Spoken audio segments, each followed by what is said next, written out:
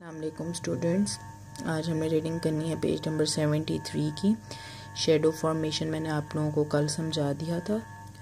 Shadow formation किस तरह होती है। शेडो हमारे पास ऑपेक ऑब्जेक्ट के बिहाइंड बनता है। अनऑपेक ऑब्जेक्ट वो होता है जिसके थ्रू लाइट नहीं पास की जाती। वॉल भी हमारे पास एग्जांपल आपने देखा, वॉल के ऊपर हमारा शेडो बन रहा होता है अगर हम उसके सामने खड़े हों, क्योंकि वॉल में से लाइट नहीं पास होती एंड वॉल जो है वो ऑपेक ऑब्जेक्ट है। अब हमने पढ़ना है location, size and shape of shadow. The type of shadow depends upon the size of the light source, shape and the size of the object and its position from the light source. Location जो है, size and shape, ठीक है, ये सारी चीज़ें depend करती हैं हमारी लाइट सोर्स के ऊपर शेडो बनते टाइम, ठीक है। शेडो जब भी किसी चीज़ का बनेगा तो ये लाइट जो है इसके अंदर मेन रोल प्ले करेगी, उसके साइज के अंदर, उसकी शेप के अंदर और उसकी पोजीशन जहाँ पर होगा, जिस ऑब्जेक्ट को शो करवाना होगा वहाँ से लाइट का क्या सोर्स है, लाइट कैसी आ रही है, उसी तरह का हमें शेडो नज़र आएगा। The shadow formed by a point source, a very small source of light, is totally dark with a sharp outline. अब जब लाइट हमारे पास बहुत कम होगी तो जो शेडो होगा वो डार्क होगा और उसकी आउटलाइन शार्प होगी। When a light source is away from the object, the shadow formed is smaller. जब लाइट दूर होगी तो जो हमारे ऑब्जेक्ट से जब लाइट दूर होगी तो जो शेडो बनेगा, जो साया बनेगा, वो बहुत थोड़ा सा बनेगा, स्मॉल बनेगा।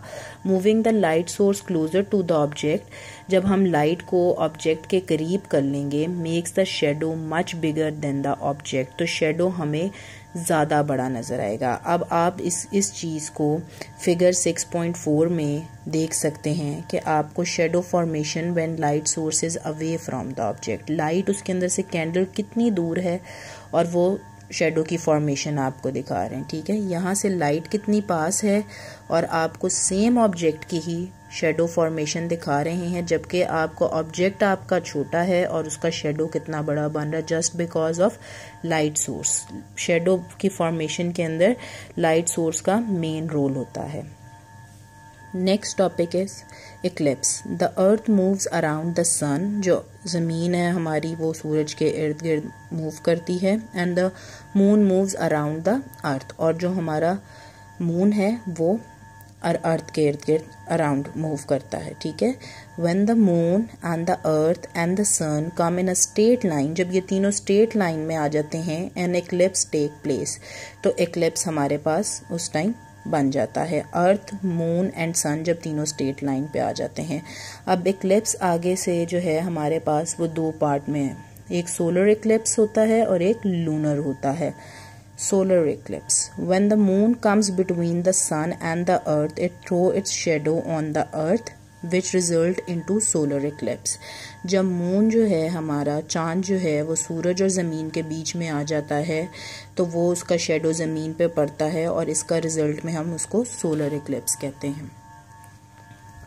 Lunar eclipse. When the earth comes between the sun and the moon, जब ज़मीन जो है हमारी सूरज और मून के दरमियान आ जाती है तो वो अपना शेडो मून के ऊपर डालती है, which result into lunar Eclipse.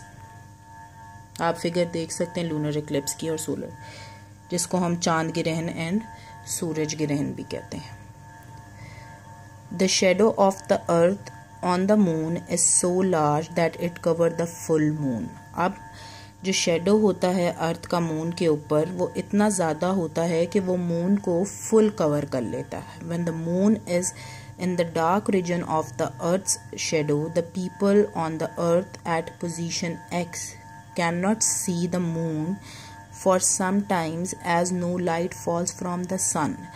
जब आपको पता है कि लूनर इक्लिप्स होता है तो हमें जो है मून नज़र आना बंद हो जाता है। क्यों? क्योंकि जो ज़मीन की साया होता है वो मून के ऊपर इतना ज़्यादा होता है, इतना बड़े पड़ रहा होता है कि उसकी वजह से जो होता है मून हमारा कवर हो जाता है और फिर जो हम ज़मीन पर रह रहे होते हैं लोग, जो अर्थ के ऊपर लोग हैं, उनको थोड़े टाइम के लिए मून नज़र नहीं आता। इंशाल्लाह मैं इसका बुक वर्क अब आपको कल करवाऊंगी। आज इसकी रीडिंग इस चैप्टर की कंप्लीट हो गई है। Thank you.